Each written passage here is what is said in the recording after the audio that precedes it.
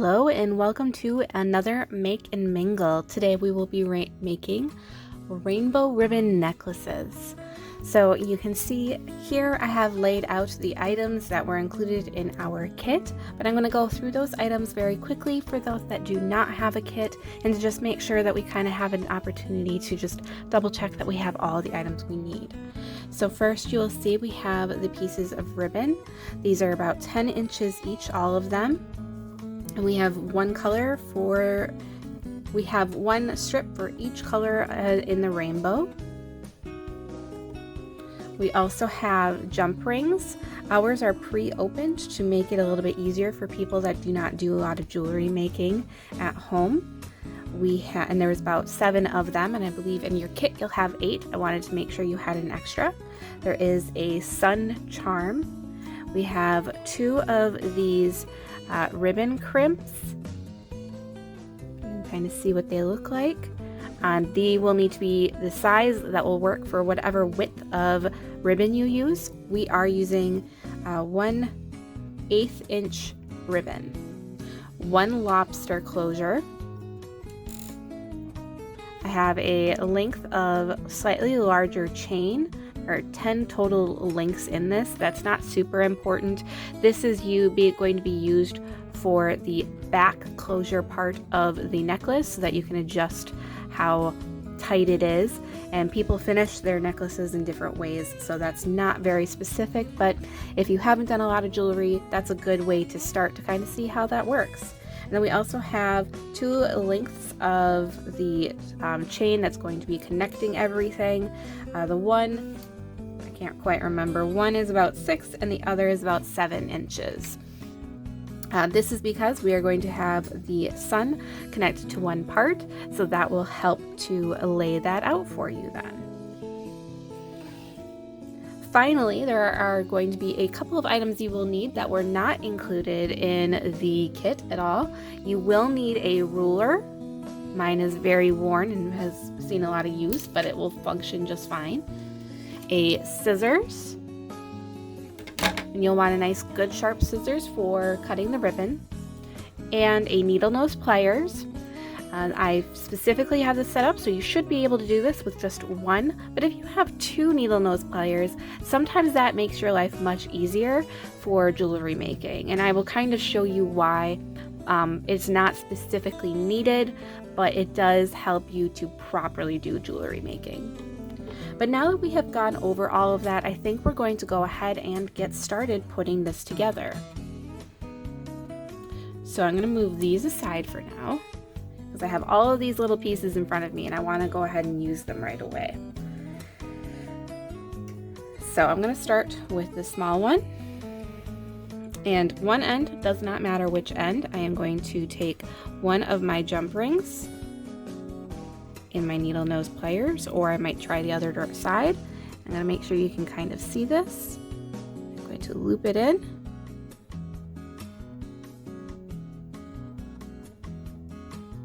And close it. Tighten it just a little bit. And that's the first one. Now I'm going to take another one, and I'm going to loop that one through here as well. But before we close it, I am going to take the sun, loop that in, and cinch that closed, and tighten it up. And it's a little crooked, so I'm going to adjust just a little bit, squish it from this side. Now, the reason having 2 is handy is you hold each side of a jump ring. I can do this. This is a lot more difficult than it had any right being. The idea is that you hold both sides of a jump ring with 2 different needle nose pliers. And instead of squishing and warping the circle, you open it sideways like this, and you close it sideways. This, as I mentioned, helps to make sure that that circle does not get ruined and it stays relatively circular. I pre-opened all of the rings to help avoid too much warping, because I wanted this to be able to be done with just the one.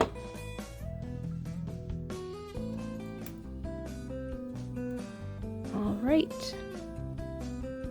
Now this end will be connecting to our ribbon, so I'm going to leave that side alone. I'm going to take another jump ring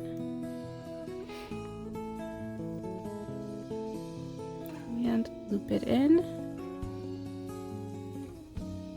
And before closing, it doesn't matter especially which one you're going to put which side you put your lobster in and which side you do not. So I'm just going to go ahead and do the chain right away.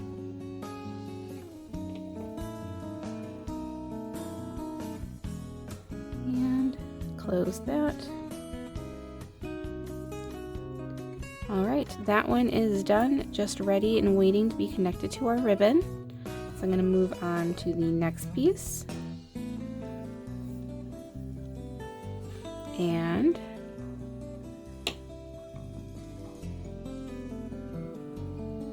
pick this up with this. It's so much easier and allows you guys to see a little bit better what I'm doing.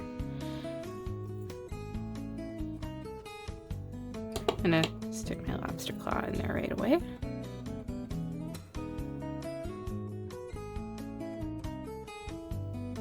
All right, so we have another piece to set aside there, and this is the end that will be connecting to the other side of the ribbon. So I'm going to have 2 remaining. You should have 3 if you have a kit, but I have 2 remaining jump rings and my 2 crimps. I'm going to set them aside and out of the way, and I'm going to move these out of the way as well. Alright, so now we are going to work on the ribbons. Make sure you have your ribbons in the correct order for the rainbow. I have my red on the inside and then the violet on the outside for how I'm going to be doing this. And then I'm going to flip them upside down. And what we're going to be doing is slowly trimming them down. So your first one should be about the 10 inches. Your next one, lay it at that 10. Okay, I may have actually left them all laying over each other originally.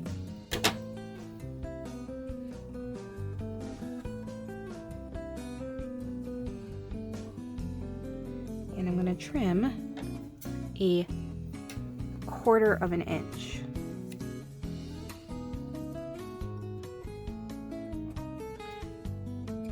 And it doesn't need to be exact, you just want to get it close, because we're going to be creating that the different multiple layers, so it creates that kind of rainbow effect, I guess, best way to put it. So when I lay it on top of the purple, you can see that it's a little bit shorter.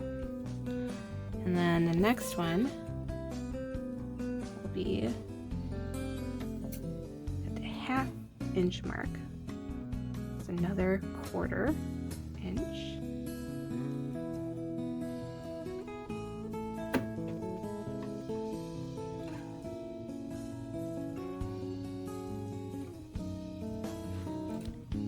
And green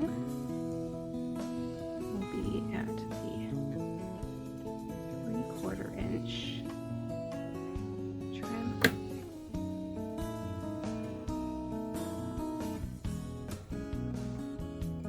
And yellow is going to be trimming off a whole extra inch.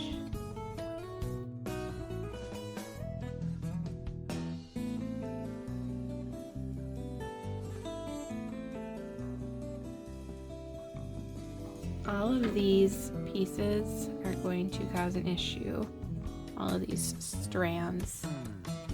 So I'm going to trim just the tiniest bit. So this part is a little putsy. You want to make sure that you're in your correct order, and then we're going to get one side, all of the ribbons to the edge the best that we can, so that we have a straight edge here.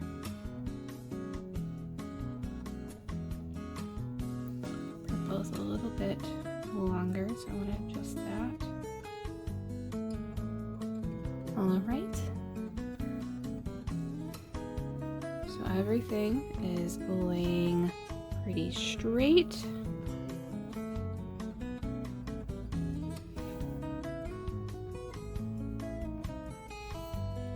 I'm going to take my ribbon crimp, put it right on the edge, and then use my needle nose pliers to close it. I want to get it as centered on there as I can. Bump it too much as I attempt to get this on there. And just squeeze it closed. Turn it around, squeeze from the other side a little bit. And there you go. One side done. Then the other side is going to be a little bit more of a challenge.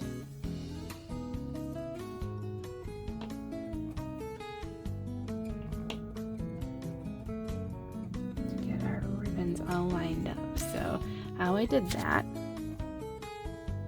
let's pause again, made sure they were all laying on their side, kind of started them, and then I just push with my finger and I pinch them.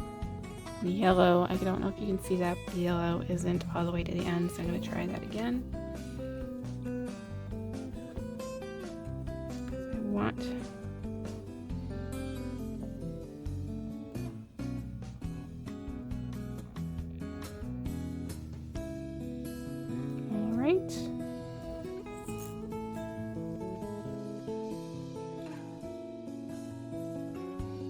that part is all done. I do find that I think I put the ribbon, the red ribbon, on when it was originally on the spool of ribbon. I think it wrapped this way, so it's not bowing very well. So after I put this together, I'll probably set this aside so that it has the opportunity to sit. Now, this has a pretty decent step between all the colors. If you wanted it to be more pronounced, instead of doing a 1/4 inch cut between each one, you could adjust that. The 1/4 inch is what's going to get you this look. If you go too much more, it's going to be very short on the inside and very long on the outside, and so that is dependent on how you feel about it. Once these are crimped closed, you cannot take them back out, not very easily. I have not really tried because I don't foresee a way to take them apart. So be sure that you like what you're going to do before you crimp them closed. Otherwise, all of these items you can find right on Amazon. So if you wanted to adjust it slightly, you can do so. All right, and then I actually put the extra ring on the wrong side. That is my fault. I'll explain this. We'll do this one first. So we're going to take one of our jump rings. I can pick it up.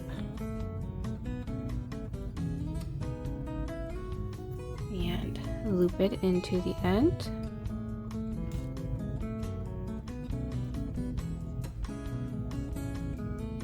And take the end of this chain. Loop that on.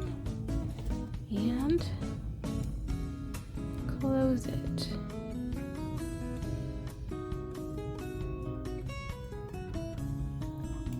That's one done. Okay, so I'm going to put this one on this side first, but we have to adjust this in my editing, I'm going to have a note not to do that so that you guys won't do what I just did.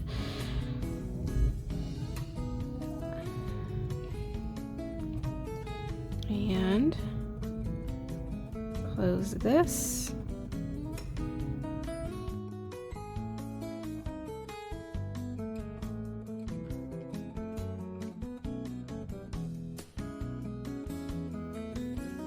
Take it off there. Through here, if I keep throwing it everywhere. So we hook it onto here. And we take our charm, hook it on, and squeeze it shut. And so then, when it lays, with the extra hoop on there, and I should be able to hold this up here. So now you can see how this one hooks this way, and then this one hooks the other direction, so it allows this to lay flat. So when you wear it around your neck, it should lay flat there. And connect it here, or wherever it works on your necklace, but that is the completed necklace. All done. I hope you enjoyed this craft. I hope you had fun learning some basics of the jewelry. You can use some of these skills for other jewelry making. It's good building blocks, and I hope you enjoy this fun necklace. Thank you.